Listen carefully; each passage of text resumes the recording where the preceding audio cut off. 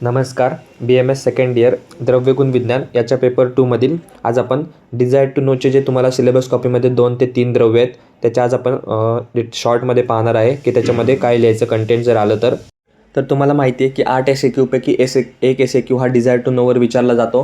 तर त्यामध्ये चान्सेस आहेत की या तिन्हीपैकी एखाद्या द्रव्याबद्दल तुम्हाला काहीतरी विचारलं जाईल. तर व्हिडिओ व्यवस्थित शेवटपर्यंत नक्की पहा. जर व्हिडिओमधलं कंटेंट तुम्हाला कमी वाटत असेल तर नक्कीच एकदा द्रव्यगुणच्या बुकमधून तुम्ही या तिघांचं कंटेंट वाचून घ्या, पण हे 3 द्रव्य करून घ्या.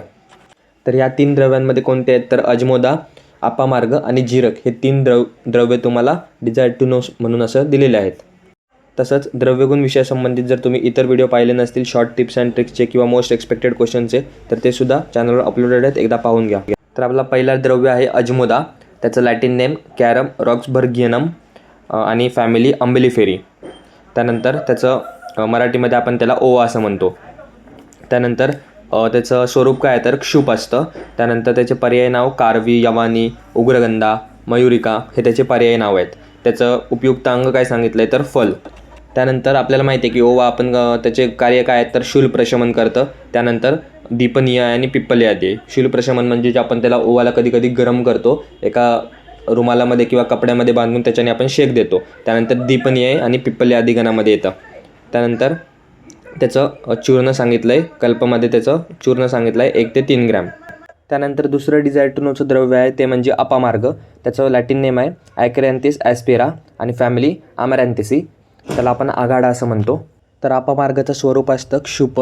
त्यानंतर शिखरी वृक्ष आहे, क्षुपाच्या टोकावर पुष्प असतं आणि त्याला खरं मंजिरी असतात, म्हणजे मंजिरी खरखरीत असतात. त्यानंतर प्रिकलिंग आणि चाफ फ्लॉवर म्हणतो आपण त्याला. त्यानंतर श्वेत आणि रक्त असे 2 प्रकारचे अपामार्गाचे असतात. त्यामध्ये त्याचं उपयुक्त अंग आहे मूळ, पत्र, पंचांग आणि तंदूळ.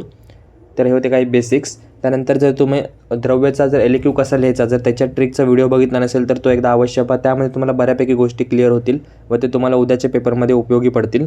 त्यामध्ये मी तुम्हाला एक पॉईंट, प्रत्येक पॉईंट कसा लिहायचा, त्यामध्ये काय काय गोष्टी इन्क्लुडेड पाहिजेत ते सर्व सांगितलेलं आहे. तर तो व्हिडिओ अवश्य पहा. त्यानंतर अपामार्गाचा उपयोग रक्तार्श, त्यानंतर उपदंश आणि कफज्वरामध्ये अधिक प्रमाणात केला जातो आणि त्याचं कल्प आहे अपामार्ग क्षार तेल. तर एवढ्या काही गोष्टी आहेत. डिझायर टू नोचा टॉपिक आहे त्यामुळे कमीच चान्सेस आहेत पडण्याचे, तरी पण एकदा हे 3 ड्रग्स करून ठेवा. त्यानंतर तिसरा आणि शेवटचा डिझायर टू नोचा द्रव्य म्हणजे जीरक, कमिनम सायमिनम. त्याचं लॅटिन नेम आहे आणि फॅमिली आहे अंबिलिफेरी. त्याचं स्वरूप आहे क्षुप.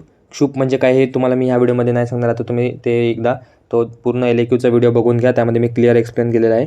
त्यानंतर जीरकचे प्रकार किंवा पर्यायी नाव दीर्घ जीरक, गौर जीरक, अजाजी, दिप्य आणि सीता अजाजी आणि आपण त्याला मराठीमध्ये जिरे असं म्हणतो. तर त्यानंतर त्याचे 2 प्रकार आहेत मुख्य, ते श्वेत जीरक आणि कृष्ण जीरक. त्याचं उपयुक्त अंग आहे बीज. त्यानंतर त्याचा उपयोग किंवा कर्म गर्भाशय शोधन आणि अग्निदीपन. आपल्याला माहिती आहे जिरं आपण जेवणामध्ये वापरतो ते अग्नीचं दीपन करतं. आणि त्याचे कल्प कोणते सांगितलेत तर जीरक आदी मोदक, जीरक चूर्ण, जीरक तेल आणि अरिष्ट. तर हे होते त्याचे काही कल्प.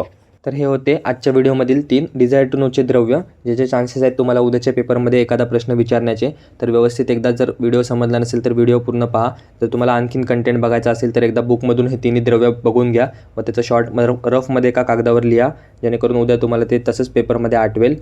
व्हिडिओ आवडला असेल तर चॅनलला सबस्क्राईब करा, व्हिडिओला लाईक करा, तुमच्या इतर मित्रांमध्ये शेअर करा.